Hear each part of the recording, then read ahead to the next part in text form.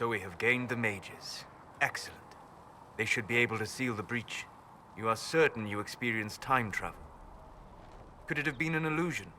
A trick of the Fade?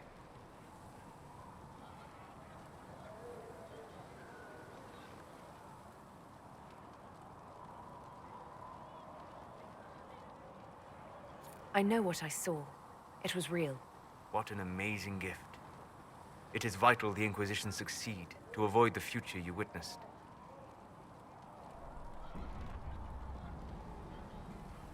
I'm surprised you're not more interested in your own future. I know enough. If that future happened, then I, and Cassandra, Cullen and the rest, failed to stop this Elder One. Speaking of which, you should ready yourself. For? This Elder One. You have now interfered with his plans twice. Once at the Temple of Sacred Ashes, and now again at Redcliffe. A being who aspires to godhood is unlikely to ignore such an affront. Greetings. We'll talk later. Goodbye.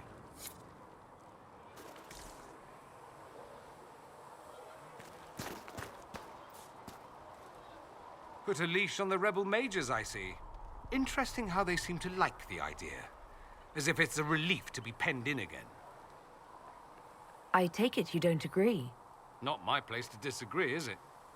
It just seems like you're repeating history.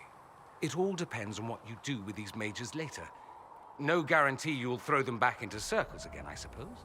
I mean, unless you're as thick as you seem. Which would be sad, really. Have you gone to see Alexius yet? He's in the cells. Not yet, no. I saw him before they locked him up. He looked despondent, broken.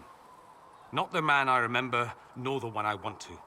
I suppose the Inquisition will judge him eventually. I wonder if there's any chance they'll show him mercy. He hardly deserves it, but for Felix's sake. I can't help hoping there's something left of the man I once knew. So, I assume you're Talvashoth or something like. Why would you assume that? If you weren't, you would have split my skull open at our first meeting before I said a word. Centuries of warfare with the Qunari do lead to this state of affairs. You've encountered Qunari before? Qunari raids are rather old hat for anyone from the Eastern Imperium. Although the attacks aren't quite the rampaging wars of ages past. Now we're like two angry dowagers who only remember to spit at each other when they pass on the street. Did you meet any Qunari personally? None who weren't rushing towards me with a sword. I was too busy running in the other direction to say hello. I've met some Talvashoth in my time, however. Mercenaries and a few merchants. They're not the same as Qunari. Might easily be a different people altogether. If only other people knew that. It's a southerner thing. Most of them don't even know what a Qunari looks like. Forgive their ignorance, O mighty one. They shall learn proper fear in time.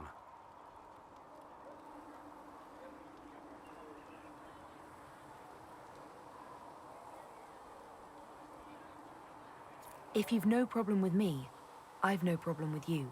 A philosophy I've learned to live by. No issue with my being Inquisitor, then? None that specifically involve you being so very, very large. No. Good. It occurs to me that I barely know anything about you. Beyond my being a mage from Tevinter, you mean? Beyond that, yes. And beyond my being so charming and well-dressed, which is obvious to anyone. I'm well aware of your finer qualities. Believe me. Of course you are. You're a discerning and intelligent woman, after all. Now, what was I talking about? Ah, yes, me. I am the scion of House Parvis, a product of generations of careful breeding and the repository of its hopes and dreams. Naturally, I despised it all. The lies, the scheming, the illusions of supremacy. That's Tevinter in a nutshell, isn't it? Needless to say, my family was not happy with my choices. Why would your family be upset with your choices? Because I rejected their idyllic plan. If they had their way, by now I'd be married to some unlucky girl from a powerful family. We'd live in luxurious despair, despising each other as I waited to take my father's place in the magisterium. I declined the honor, and thus it's best I'm far from home. Less of an embarrassment that way, you see? I'm getting the impression that you don't care much for your homeland. On the contrary, I care for my homeland a great deal. There's so much potential. Sadly, we squander it. We refuse to acknowledge how far we've fallen because pretending is easier. We pretend the Qunari can be beaten. We pretend that we're superior to everyone, even our own people. Not everyone feels that way. I don't. Sadly, we're the minority. It just seems... So much of what you say about the Imperium is entirely negative. It might sound that way. For all our faults, my people have many virtues. We are laden with history and culture. Tevinter is where Thedas truly began, remember? We treasure our past and preserve it. You can walk down a side street and find nothing built during the modern ages. And despite appearances, we care. Deeply, about everything. We have no reserve, not in war and not in love. If I truly believed my homeland was beyond all hope, I wouldn't miss it so much. What did you mean by generations of careful breeding? The great families of Tevinter don't have children. They refine traits, weed out the undesirable, and promote the rest. My mother was chosen for my father because magic runs strongly in her blood. Never mind that they loathed each other. They wanted a son who could become Archon to make House Parvis the envy of the Imperium. They got me. A cautionary tale that you should be careful what you wish for. Why remain with the Inquisition? Why not go back to Tevinter? I'm not exactly welcome back home. Not that it matters. I'm quite accustomed to being a pariah. It adds to my charm.